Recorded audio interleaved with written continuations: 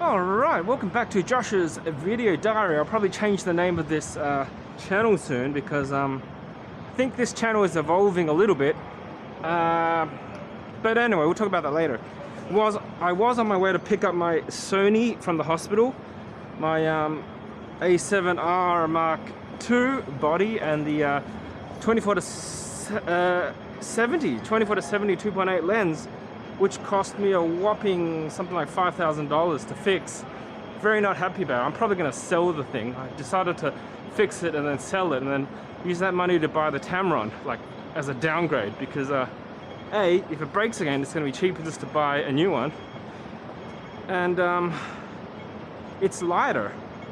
Not quite as sharp, but I mean, you know, I'd rather be able to take more photos and not be weighed down by that heavy lens with a lighter lens. Okay, anyway, this is me. I'm in Hong Kong in Central, and I am filming on the Insta 360 Go number 2. It's kind of a quirky little camera. I like it a lot, but it's got its quirks. Wouldn't even recommend you buy the thing because it's kind of annoying. Namely that the recording time is a little short, which is workable, but there's some issues with it. This case is cracked. I've got to send it off to them if I could ever find the stupid receipt. It's probably somewhere. I've got to go through a million pieces of paper to find it. Yeah, the case is cracked and they're going to fix it, so good on them. But also it doesn't send the files over to my yeah, when you connect it to your camera, to your phone or your iPad, you gotta like literally keep connecting it like 10 times to transfer the stuff over, to transfer your files over. It's really annoying. It's just stressful. Every time I want to actually have a look and edit the videos I take of it, I know it's going to be like an hour of me reconnecting the camera. I hate it. I hate it so much. I mean, the only way you can connect is via Wi-Fi, or you can plug it to the computer, but you need the iPad or phone to be able to use the stabilization settings. And then if you're not going to use the stabilization settings, what's the point of using this camera? You might as well just use a GoPro or something. The stabilization is quite good. So yeah, a lot of gripes about this little camera, but it's kind of cool. It's very small. You kind of got to live with that. But when I do finally send in this to get fixed, I'll see if they fix the Wi-Fi connectivity issues, because it really shouldn't be that bad.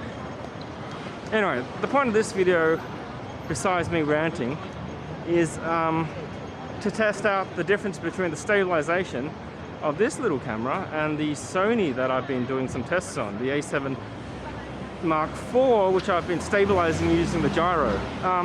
Also to test other things. Don't know if you can hear me, I'm using the onboard audio, but the camera's like pretty close. It's about that distance plus that distance away. See? That plus that. So wonder if it picks up the sound. Before I had a lav mic here, it's kind of like the same distance, so be interesting to see how well the sound picks up. Now I am heading to a friend's birthday party, so let me just check the Google map and see if I'm going the right way. Which I am. Ah, yes, it's up here. So yeah, this is handheld. No selfie stick or anything, just the camera and the body. I'd show you, but I don't have a mirror. Yeah, so much more comfortable because this thing is incredibly light. It's incredibly small. Even with the charging case, compared to holding a full-on Sony mirrorless full-frame body with a full-frame lens, that's also a zoom lens. And the F4 is actually kind of heavy, even though it's not even that fast. That old Zeiss 16 to 35 mil. I could hold this a lot longer. In fact, if I wanted to put the selfie stick on the bottom, then I wouldn't have to kind of hold my hand up. I'm kind of like doing this, you see. So actually, this would make a good vlogging camera if the sound quality is good enough. Suppose you could sync it with... Oh, still recording, cool. I suppose you could sync it with a voice recorder, but compared to a lav here and the little microphone on the camera, which seemed to be pretty good in my other tests, I think it's pretty much of a muchness, as in pretty similar. So yeah, if you're happy to hold it quite close to you, means the mic is close, it's going to pick up your sound better. Even if I'm wearing this mask, which is a cloth mask, a bit more comfortable. I find those disposable ones a bit itchy, especially the KF95s, which have a bit more fibers in them. I find it so itchy, I keep scratching. So I've got the cloth washable one, which I bought for $5 Hong Kong dollars. That's less than $1 Australian and US.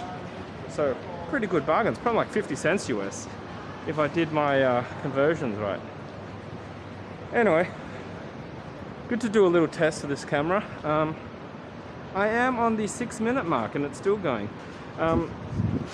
Insta360 recommend you not run it for too long because it gets hot, it overheats, unless you're on a motorcycle or flying it on a drone. And I can feel the body is getting a little warm.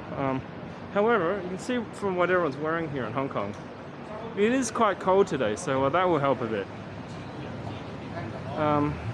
Yeah, so I hope you're enjoying the sights and the little test I'm doing.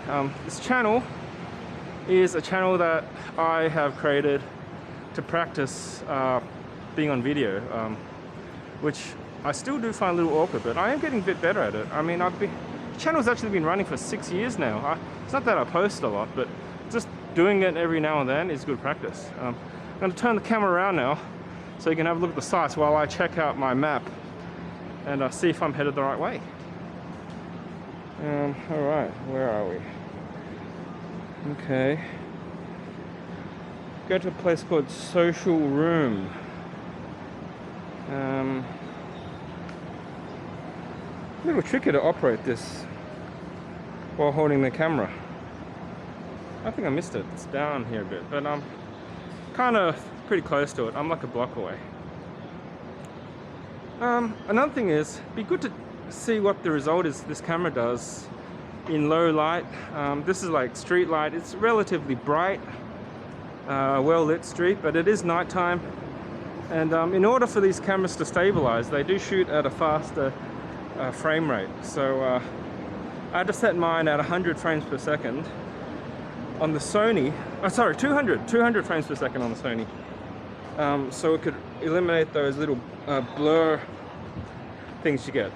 Although I think this camera will actually drop it down a bit, and you will get a little bit of the blurs if there's a sudden shock, because just the sensor size is so much smaller, which means it's not as sensitive to light. So that's the advantage of using a bigger camera. But obviously the cost and the size and the weight issue is quite different. We are on 8 minutes 30 seconds on the Insta360 and it's still running, which is good to know. FYI, I'm just walking around trying to find this place, but what I should probably do is finish this video and then find the place, and then I might record some scenes in the party, but I probably won't post that up to this channel because it's not really a camera related thing. And yeah, I might post it to Instagram or something. Yeah, I'm not sure if the people at the party want to be all over my YouTube, which no one watches anyway, but you know, some people are really camera shy, especially in Asia, so they might not want to be on camera. Alright, anyway, I think I'll sign off here, so I'll catch you on the next one. Thanks for watching this test channel, and I hope you do get some value out of it. Otherwise, why are you even watching this stuff?